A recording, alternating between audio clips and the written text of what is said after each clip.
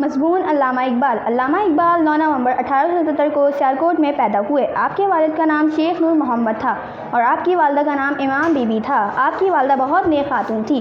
آپ نے ابتدائی تعلیم سیالکوٹ سے حاصل کی۔ آپ نے FA کیا اور آپ سیالکوٹ کی شمس العلماء میر حسن جیسے استاد میسر آئے جن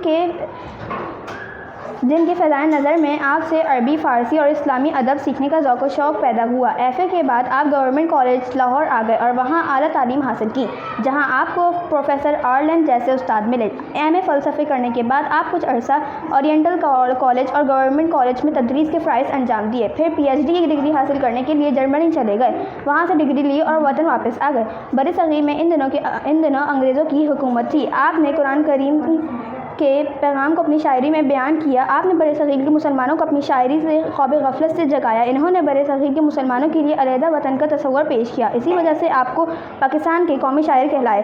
آپ نے شاعری کے ذریعے بہت سی شہرت حاصل کی۔ انہوں نے نوجوانوں کے جذبے آزادی پیدا کرنے کے لیے بہت سی نظمیں لکھیں۔ قیام پاکستان کے لیے قائد اعظم کی کوششوں میں وہ بھی ساتھ رہے۔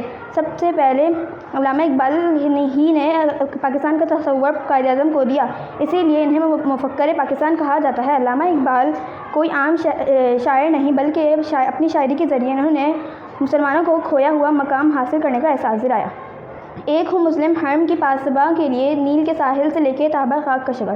علامہ اقبال کلام اردو اور فارسی میں ہیں۔ ان کی مشہور مجموعوں میں بانگ درا، بال جبرائیل اور ضرب کلیم اردو کے مجموعے ہیں۔ علامہ اقبال کی وفات 21 اپریل 1933 کو ہوئی۔ ان کا مزار بادشاہی لاہور مسجد میں ہے۔